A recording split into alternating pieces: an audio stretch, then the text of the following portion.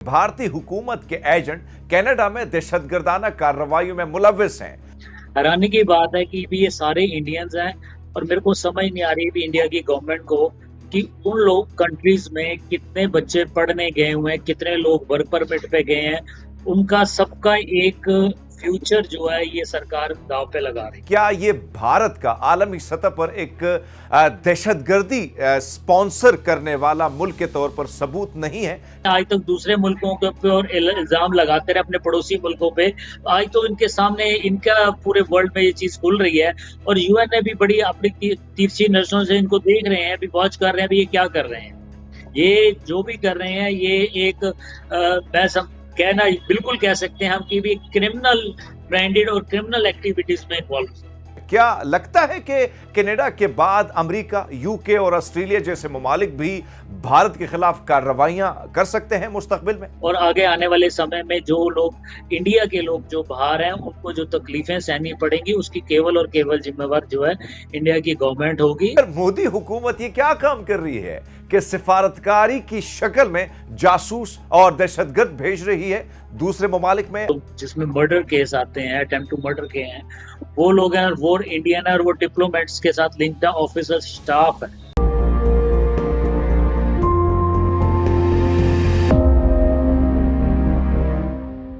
अस्सलाम वालेकुम, सत श्री अकाल। मैं हूं हरमीत सिंह और आप देख रहे हैं WNN। नाजरीन, हाल ही में कैनेडियन वजीर आज़म जस्टिन ट्रूडो की जानिब से भारत का कैनेडियन सरजमीन पर दहशतगर्द कार्रवाइयों में मुलव्विस होने के ठोस और वाज़ेह सबूत सामने रख दिए हैं और सिफातकारी का लिबादा ओढ़े कनाडा के अंदर दहशतगर्दी में मुलव्विस बदनाम जमाना भारतीय इंटेलिजेंस एजेंट्स रॉ के एहलकारों को मुल्क बदर कर दिया है और साथ ही साथ अमेरिका में भी गुरपतवंत सिंह पन्नू के कत्ल की साजिश में गिरफ्तार भारतीय एजेंट पर फर्द जुर्म आयद कर दी गई है। भारत की पे दर पे सिफारती शर्मिंदगी के बाद कनाडा और अमेरिका में मौजूद सिख कम्युनिटी ने एहतजाज का आगाज कर दिया है कि कनाडा और अमेरिका भारत से अपने सिफारती ताल्लुकात खत्म कर दे। भारत की इस दहशतगर्दी के इस नेटवर्क और आलमी सतह पर स्टेट स्पॉन्सर दहशतगर्दी पर बात करने के लिए आज के शो में हमने दावत दी है साधु सरदार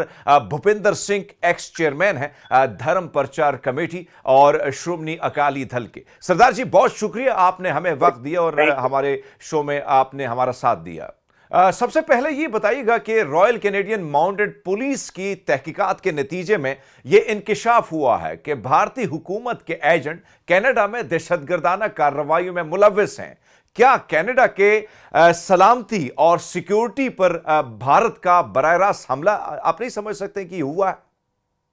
देखिए जी, जो पिछले दिनी दोनों मुल्कों के हुक्मरानों ने आपस में मीटिंग की है, ट्रूडो और मोदी साहब ने, उसमें भी ये बात निकल के आई है सामने कि भाई ये सिखों के साथ जोड़ रहे हैं, बट कनाडा जो कह रहा है कि वो आपने हमारे सिटीजन को जो और हमारी ही सोइल पे, हमारी धरती पे जो आपने ये काम किया है उसके लिए वो निंदा कर रहे हैं और उसके बारे में बार बार पॉइंट आउट कर रहे हैं।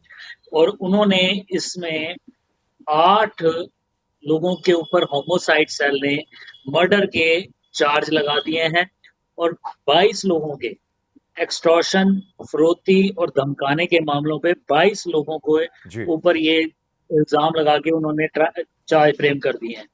हैरानी की बात है कि भी ये सारे इंडियंस हैं और मेरे को समझ नहीं आ रही भी इंडिया की गवर्नमेंट को कि उन लोग कंट्रीज में कितने बच्चे पढ़ने गए हुए हैं, कितने लोग वर्क परमिट पे गए हैं, उनका सबका एक फ्यूचर जो है ये सरकार दांव पे लगा रही है।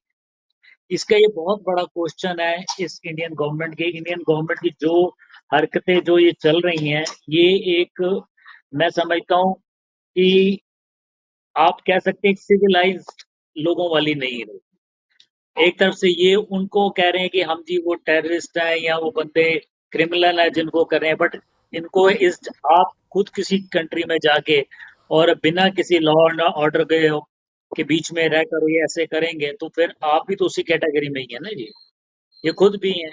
और जो वो लोगों को जिनको हम इल्जाम लगा रहे हैं कि जी वो एक्सट्रीमिस्ट हैं, टेररिस्ट हैं, वो फ्रीडम फाइटर हैं। जैसे अगर आप 1947 से पहले की बात करते हैं जिसमें हिंदू, सिख, मुसलमान सारों ने अपने आजादी के लिए गोरों के साथ, ब्रिटिश हुकूमत के साथ जैसे लड़ते थे, तो उसकी जी। हम लोग फ्रीडम फाइटर कहते रहे उन लोगों को, तो वो उनको टेररिस्ट और एक्सट्रीमिस्ट कहते हम्म। थे। आज वही एक रिपीट हो रही है बात। बट ये एक बहुत बड़ी बात है कि भी कनाडा एक विश्व में जो जो पूरी वर्ल्ड में एक कंट्री है जिसमें बहुत सारे लोग वहां पर जाकर बसना चाहते हैं, क्योंकि वहां पर राइट ऑफ रिलीजन है, राइट ऑफ स्पीक है, और सबकी सिक्योरिटी सेफ्टी देखती है। लेकिन जब उन्हीं की सरकार के होते हुए और उन्हीं की कानून के अंदर अगर कोई बाहर की कंट्री आके ऐसा कोई कारनामा अंजाम देती है, तो वो एक वाकई सोचने वाली बात और एक पॉइंट आउट करने की बात है भी ऐसे क्यों हुआ और कैसे हो रहा है। ये बहुत बड़ी एक पूरे वर्ल्ड में इसके बारे में जो है चर्चा छिड़ी हुई है। हम्म। जी। सरदार साहब ये भी बताइएगा कि कनाडा और भारत के दरमियान हालिया सिफारती कशीदगी बिलखसूस सिफारतकारों की बेदखली, क्या ये भारत का आलमी सतह पर एक दहशतगर्दी स्पॉन्सर करने वाला मुल्क के तौर पर सबूत नहीं है? क्या international court of justice Hindustan के खिलाफ कार्रवाई कर सकती है? देखिए, हम्म। जैसा कि अब पिछले दिनों जो मीटिंग हुई है और उस मीटिंग में आरसीएमपी ने जो रिपोर्ट पेश की है, और एक चीज आपको क्लियर बता दूं, शायद कई मुल्कों में सरकार हम्म। जो है पुलिस फोर्स को कंट्रोल करती है और उसको देखती है, जैसे वो कहते हैं उनके कोई ना कोई इन्फ्लुएंस रहता है। लेकिन कनाडा की जो रॉयल माउंटेड पुलिस है वो पूरे मुल्क में है, और वो चाहे कोई भी मुजरिम हो, चाहे कल को कोई प्रधानमंत्री उनके तरफ से कोई अगर कोई जी। क्राइम करता है तो वो उसके ऊपर भी 1 मिनट में एक्शन लेते हैं, उसके ऊपर कंट्रोल किसी का नहीं है। वो लॉ एंड जस्टिस के अंडर है। उन्होंने कई मेयर्स के लिए, कई वहाँ के जो अलग अलग इलाकों में जो प्रीमियर है उनके ऊपर भी वो इंक्वायरी जो है बड़ी पारदर्शिता से करते हैं। जो ये इन्होंने इस बारे के बाद जो सबूत पेश किए हैं और उसकी उन्हों की बात को लेके ट्रूडो ने जब मोदी जी से बात की है, और मोदी जी के बात करने के बाद जैसे कहते हैं ना कि भी उन्होंने कहा कि आप हमारे साथ इसमें बैठिए, हम इसको आपके सामने खोल के इंक्वायरी करते हैं और आगे बात करते हैं इसके ऊपर भी। आपके मुल्क के लोगों ने, जो आपके भेजे हुए एम्बेसडर हैं, जो आपके भेजे हुआ स्टाफ है, वो ऐसी हरकत कर रहा है। और पहली स्टेज पे तो मोदी जी ने इस चीज को डिनाई किया, और दूसरे पे हम्म। उससे बचने के लिए और भाग गए। उस इवन उन्होंने उसको, मैं ये कहना चाहूंगा, वो अपनी उस जो छवि इनकी खराब हो रही है, जो सामने बात आ रही है, उससे भागते हुए इन्होंने खुद हम्म। अपने जब वहां से ऑफिसर्स जो है विड्रॉ कर लिए, जबकि कनाडा ने अभी तक उनको कभी नहीं किया कि भी आप अपने ऑफिसर्स ले जाओ। उन्होंने खुद कहा कि भी हम, मतलब कि ये कहावत है भी, आप पे चोर थे आप पे चतर, भी चोरी भी खुद करें और चालाकी भी खुद दिखाएं, है ना। ये चीज मोदी साहब ये दिखा रहे हैं, लेकिन ये जी। इनको समझ नहीं कि भी मीडिया का जमाना है, पूरे वर्ल्ड जो है अब एक दूसरे की तरफ देखता है, और जो इनकी एक्शन है, एक्ट है। इवन आप देखिए इस बारे के बाद में पन्नू साहब के ऊपर भी जैसे वो एक इल्जाम उनको एक्सटॉर्शन में उसको मर्डर के केस में बंदा चेक रिपब्लिक से उनको लाए हैं, उनके एक एजेंट को, उस एजेंट के ऊपर भी चार्ज फ्रेम कर दिया है। जैसे कनाडा के बाद अमेरिका ने किया है, और आपने इन दिनों पिछले दिनों में ऑस्ट्रेलिया, लंदन, न्यूजीलैंड की गवर्नमेंट की तरफ से भी एक स्टेटमेंट आ गया है कि भी आप इस स्टेटमेंट को जो है, इस स्टेटमेंट जो जो कनाडा ने दी है उस स्टेटमेंट के ऊपर आप कार्रवाई कीजिए और इनको जो सपोर्ट कीजिए, और इस इंक्वायरी के ऊपर आप हमारे इनके साथ कॉपरेट कीजिए। बट अभी तक उस कॉपरेट की बजाय उस चीज को ना क्लैरिफाई करने की बजाय वहां से भाग रहे हैं। ये प्रूफ करता है कि भी जो कनाडा की तरफ से जो गवर्नमेंट है या एजेंसीज हैं, वो एक टेररिज्म खुद जो है वर्ल्ड में फैला रही हैं। आप कैसे किसी के घर में जाके या किसी की कंट्री में, ये तो घर में घुसने की बात करते थे पीछे बयानों में, ये तो दूसरों की कंट्री में घुस गए। और ये साबित करें, आज तक दूसरे मुल्कों के ऊपर इल्जाम लगाते रहे, अपने पड़ोसी मुल्कों पे, आज तो इनके सामने इनका पूरे वर्ल्ड में ये चीज खुल रही है, और यूएन ने भी बड़ी अपनी तिरछी नजरों से इनको देख रहे हैं, भी वॉच कर रहे हैं भी ये क्या कर रहे हैं। ये जो भी कर रहे हैं ये एक मैं सब कहना बिल्कुल कह सकते हैं हम कि भी क्रिमिनल ब्रांडेड और क्रिमिनल एक्टिविटीज में इन्वॉल्व। जी। हम्म। सरदार साहब ये भी बताइएगा कि कनाडा के फौरन बाद अमेरिका में भी पतवंत सिंह पन्नू साहब पर हमले की साजिश में गिरफ्तार भारतीय जासूस पर फर्द जुर्म आयद हुआ है। क्या लगता है कि कनाडा के बाद अमेरिका, यूके और ऑस्ट्रेलिया जैसे ममालिक भी भारत के खिलाफ कार्रवाइयां कर सकते हैं मुस्तकबिल में? देखिए, जो ये एक्टिविटीज हुई हैं, जी। जैसे इन लोगों ने दूसरे मुल्क में जाके एक, मैं कह सकता हूँ बदमाशी कह लीजिए, हम्म। गुंडागर्दी कह दीजिए, या ये भी कह सकते हैं कि भी जैसे इन्होंने अब दूसरे मुल्क में बैठ के अपनी हम ठीक। क्या कहते हैं, उग्रवाद फैलाने की काम कर रहे हैं, वहाँ के लोगों को कत्ले गारत करने की बात कर रहे हैं। ये एक बहुत बड़ा क्वेश्चन है इंडिया के ऊपर।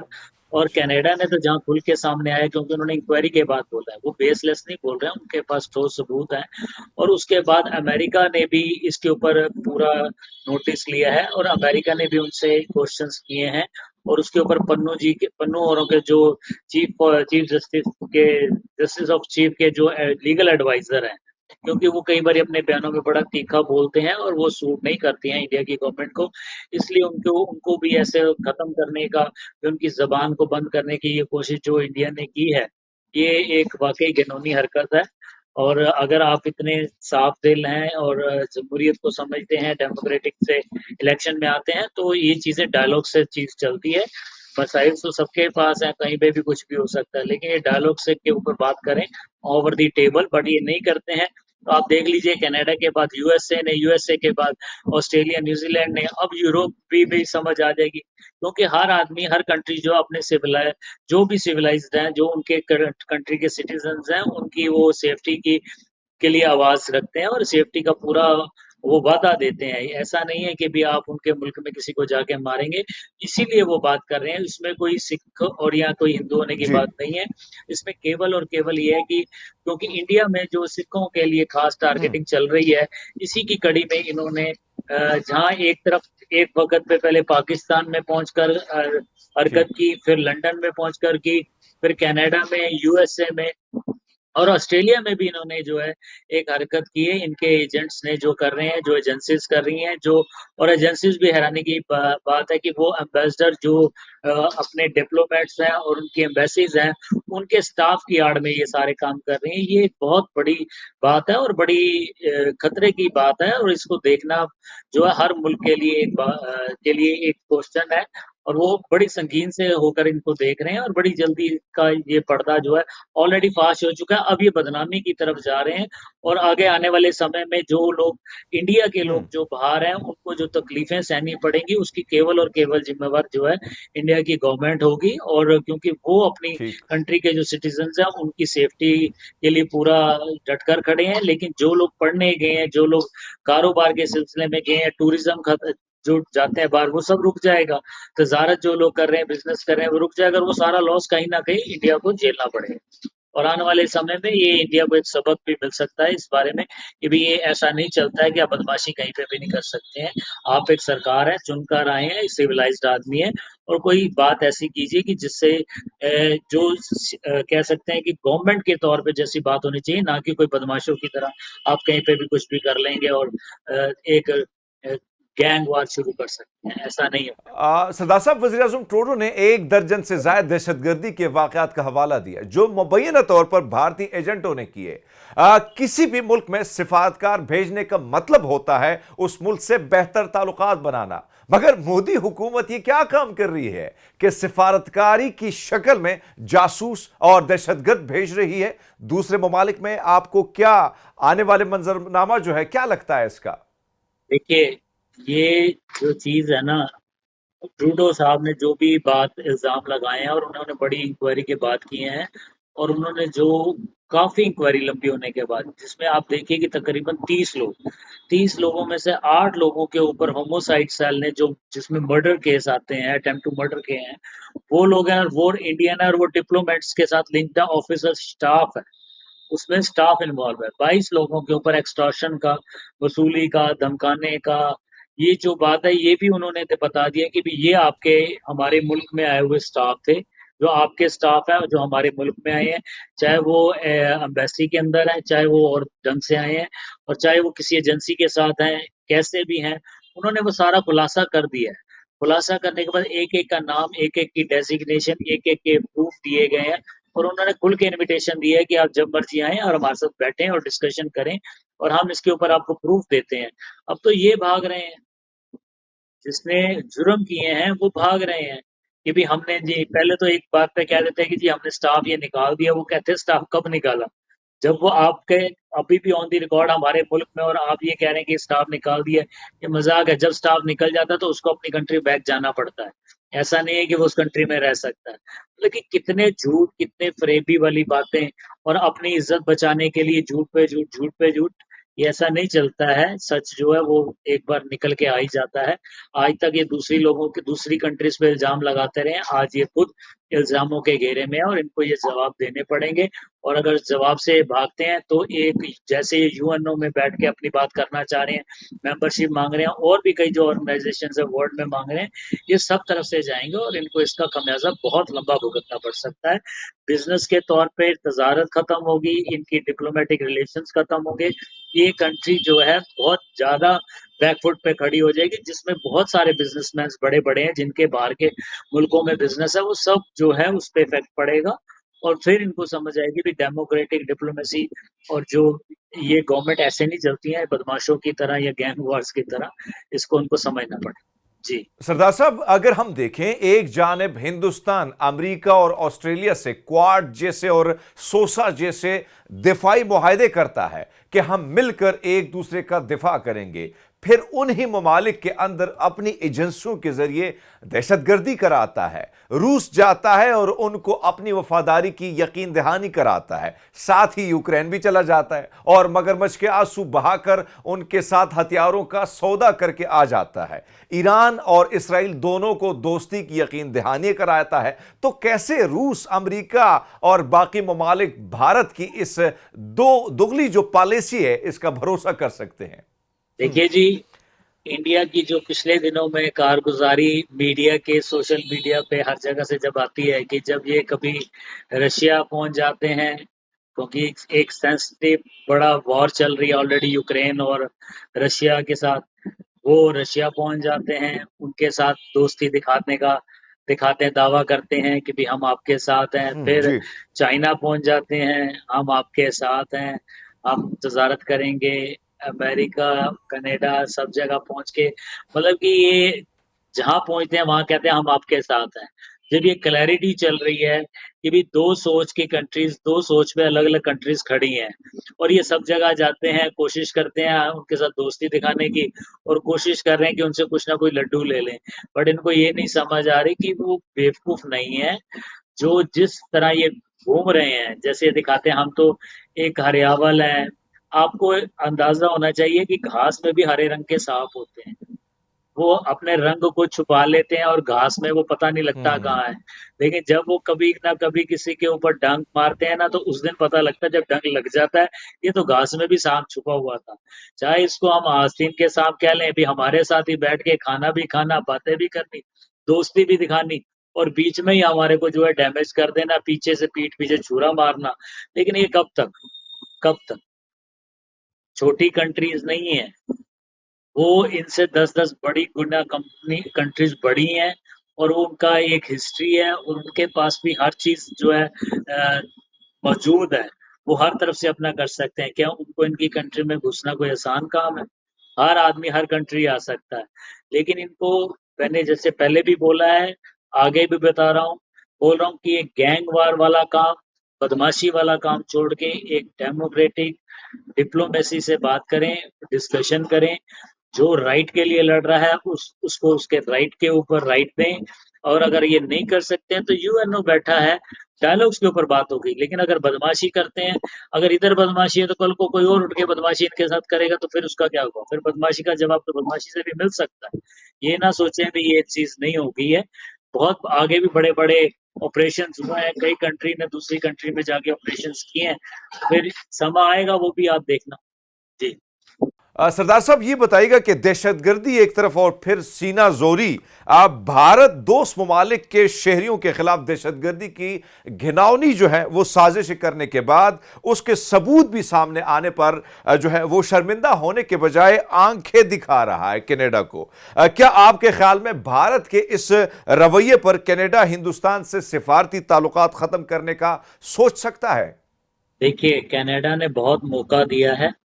कनाडा सरकार बहुत मौके दे रही है और समय समय से रिस्पेक्टिव वे से, रिक्वेस्ट वे से उनको बता रही है कि ये हमने कार्रवाई की है, ये हमारी इंक्वायरी हुई है और उन्होंने सबूत के साथ बात कर रहे हैं, वो बेसलेस बात नहीं की है उन्होंने।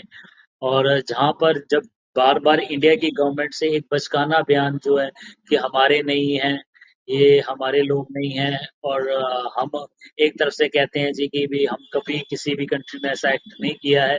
जब एक्ट नहीं किया है तो क्यों क्यों नहीं वो साथ में इन्वॉल्व होके इंक्वायरियां करवाते। एक वो इंक्वायरी से भाग रहे हैं। और अगर वो अपने डिप्लोमेटिक ऑफिसर्स को वहां से बुला लेते हैं, जी। इसमें नुकसान कोई कनाडा का नहीं है, इसमें नुकसान इंडिया का ही है। इंडियन लोग वहां पर बैठे हैं जिन्होंने, मैंने पहले भी बताया कि तजारत के लिए गए हुए हैं, कोई अपने पढ़ाई के लिए गया हुआ है। सारा नुकसान इंडिया को होगा, कनाडा को कोई नुकसान नहीं। कनाडा के लिए 1% भी नुकसान नहीं है। और कनाडा जिस ढंग से पेश आ रहा है, कनाडा के साथ उस प्लेटफॉर्म पे अमेरिका भी आ चुका है, ऑस्ट्रेलिया, न्यूजीलैंड, यूके आ चुका है, क्योंकि ये 5 आई कंट्रीज हैं। ये डिस्कशन के बाद, और अगर ये 5 कंट्रीज इकट्ठा आके किसी प्लेटफॉर्म पे इंडिया के ऊपर इल्जाम लगा रहे हैं, इंडिया को बात कर रहे हैं, एक बहुत बड़ी बात है, ये हल्की छोटी बात नहीं है। ये कोशिश करते हैं दिखाने के लिए कि हमारा रशिया के साथ प्यार है, कुछ दिन बाद वो चाइना के साथ प्यार है, कुछ दिन बाद वो अमेरिका और कनाडा के साथ प्यार है। ये प्यार उनको हम्म। समझ आ चुकी है कि बोली जो है मीठी बोलने से, और हरकतें जो हैं वो धोखेबाजी करने से, वो मीठी बोली जो है एक दिन सब सामने आ जाती है कि इसमें कितनी कड़वाहट छुपी हुई है। तो ये गवर्नमेंट को इंडिया के बारे में सोचना पड़ेगा। नुकसान इसमें केवल और केवल आने वाले समय में इंडिया का है, इंडिया के सिटीजन्स का है, इंडिया के रेजिडेंट्स का है, जो बाहर के मुल्कों में भी रह रहे हैं, उनके ऊपर ये इफेक्ट पड़ेगा। ये इंडिया को सोचना पड़ेगा कि उनके जो नागरिक हैं, जो इंडियंस हैं, वो बाहर एनआरआईज हैं, जो वहां से कमाते हैं, और आपको एनआरआईज के तौर पे आपके अकाउंट्स में इतने फंड्स आते हैं, और उसको जिससे आपकी जो है इकोनॉमी स्ट्रांग होती है, उस सबको देखना पड़ेगा। इकोनॉमी अगर डाउन जाएगी तो हर चीज भी एक एक करके नीचे जाएगी, और बदनामी जो है ये पूरा, बदनामी का ये बाइस खुद ही बने हुए हैं पूरे वर्ल्ड में। जी। सरदार साहब ये भी बताइएगा कि भारत अपनी हरकतों से बाज तो नहीं आ सकता और आने वाले दिनों में भी मुमकिन है कि इस तरह की दहशतगर्दाना कार्रवाइयां हिंदुस्तानी एजेंसियों की जानिब से की जा सकती हैं, खासकर सिख लीडरशिप के खिलाफ कनाडा अपने शहरियों की जान और माल की हिफाजत की खातिर क्या इकदाम कर सकता है? देखिए, जब हम इस सारे बात में, जब वो सिखों के ऊपर ही निशाना लगता है, सिखों के ऊपर बात आती है, पहली बात तो पूरे वर्ल्ड में एक चीज समझिएगा कि सिखों के पास अपना कोई मुल्क नहीं है। सिर्फ सिखों के नाम का कोई मुल्क नहीं है।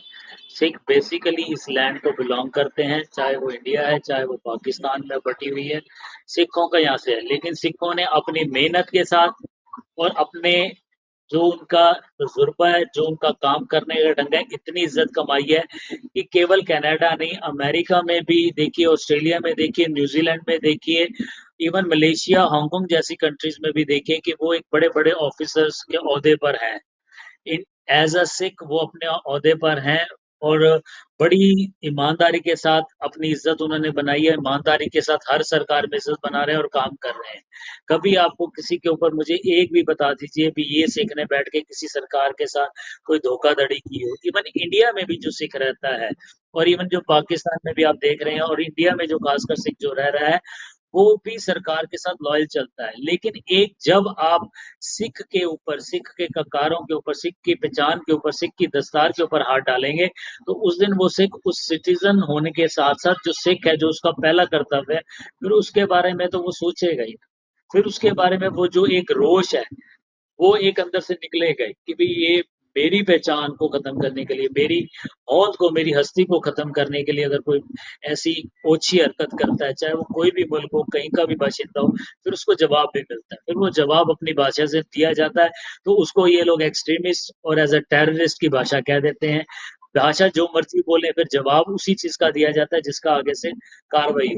सिख हमेशा अब जिसकी कार्रवाई, जिस जो सरकारें करती हैं, कोई संस्था करती है, उसके जवाब में जब जवाब देता है, तो वो फिर जवाब दुनिया को समझ आता है और वो चुपता भी। अच्छा। सरदार साहब, आखिरी सवाल आपसे, ये आपसे जानना चाहेंगे कि भारतीय एजेंसियां एक जानिब तो दुनिया भर में सिख रहनुमाओं की टारगेट किलिंग करने की कोशिश कर रहा है, तो दूसरी जानिब पंजाब के अंदर सिख नौजवानों को ड्रग्स पर लगाने की साजिश हो रही है और मोदी हुकूमत अपनी चांक्याई सियासत के सहारे कोशिश कर रही है कि उसका इल्जाम खालिस्तान मूवमेंट पर लगाई जा सके। क्या कहेंगे इस पर, क्या तबसरा होगा आपका इस पर? देखिए, जब ड्रग्स की बात करते हैं तो अक्सर इंडिया जो इल्ज़ाम लगाता है कि भी ये पाकिस्तान की तरफ से है, या अ, अफ़गानिस्तान से आ रहा है। अफ़गानिस्तान की हद कहाँ से है? अफगानिस्तान की हद तो इनके साथ सीधी लगती नहीं है। कहीं न कहीं से ये जो ड्रग चलता है और यहाँ तक आता है, इसमें जब तक ऑफ़िसर्स या कोई एजेंसीज़ ना इसमें इन्वॉल्व हों, ड्रग्स कंट्री में एंट्री नहीं कर सकता है। अगर कोई भेज रहा है तो ये रास्ता दे रहे हैं तो आ रहा है, या ये खुद रास्ता बना रहे हैं तो आ रहा है। और इसमें जो ड्रग्स की स्टार्ट है वो ओपीएम से होती है, जिसको हम अफीम कह लेते हैं। जब अफीम और ओपीएम की खुद खेती जो है अगर इंडिया में चल रही हो, कई स्टेटों में लीगल हो और वहां पर से ये चलता हो, तो ये दूसरे मुल्कों को इल्जाम लगाना ये बेबुनियाद है, ये एक बेवकूफ़ी बचकानी बात है। और ड्रग्स की जो खपत है वो तेज़ी करनी और उसको बेचना, और कई ख़ास करके कुछ ऐसी स्टेटों को निशाना लगाना, क्योंकि वहाँ की ये जो स्टेटों की जो लोग हैं, जो वहाँ के वासनिक हैं, उनकी सोच को ख़त्म करना, उनको गुलाम बना के रखना और उनकी मैं समझता हूँ कि जैसे एक ड्रग्स से आदमी को खोखला करने का जो ये षड्यंत्र है, वो वो एक हथकंडा अपनाया जा रहा है। अभी अब जेनोसाइड खुल के तो कर नहीं सकते हैं, क्योंकि आगे भी जब जेनोसाइड हुआ है वो लोगों के सामने आया है। भाई अगर अब जेनोसाइड खुल के करते हैं तो और बदनामी का बायस बनते हैं। इसीलिए एक ड्रग को एक हथियार बनाया है कि जिससे ड्रग्स भी जो बाहर से लाया जाए और उन स्टेटों में पहुँचाया जाए। जब तक खुद इनके इंटरनली और बॉर्डर पे बैठे जो लोग हैं या इंटरनल स्टेट में हैं, कितने-कितने रास्ते हैं, क्या उन रास्तों पे कोई इनकी फ़ोर्स नहीं है? ये चाहें तो खुद इंक्वायरी क्यों नहीं कर सकते, कहाँ से आ रहा है, कौन ला रहा है? और कई बारी तो इनके खुद ही नज़दीकों के ऊपर क्वेश्चन मार्क आ जाता है कि जो गवर्नमेंट के साथ इन्वॉल्व, गवर्नमेंट के बड़े नज़दीकी हैं, गवर्नमेंट के फाइनेंसर हैं, गवर्नमेंट का सपोर्टर हैं, जब उनका इल्ज़ाम आ जाता है कि उनका माल पकड़ा गया जी, उनका नाम आ रहा है, तो उसके ऊपर इनको कार्रवाई करते हुए क्यों डर लगता है? कार्रवाई करें, बात करें और स्पष्ट जो है सामने लाएँ और बजाए किसी मुल्कों के ऊपर तोहमत लगाने के, मुल्कों के ऊपर इल्ज़ाम उँगली उठाने से पहले, वो जो एक उँगली उठा रहे हैं, 3 इनकी तरफ आ रही है, उसको तीनों चारों की उँगलियों का ध्यान रख लें और पहले उस पे कार्रवाई करें। बहुत शुक्रिया साधु भूपिंदर सिंह जी, हमारे साथ कनाडा से बराह रास्त थे। Thank you. नाज़रीन, उम्मीद करते हैं कि आपको ये प्रोग्राम पसंद आया होगा। कमेंट सेक्शन में अपनी जो इजहार राय है उसका इजहार जरूर कीजिएगा। चैनल को सब्सक्राइब करें, लाइक करें, दोस्तों के साथ शेयर करें। बहुत शुक्रिया।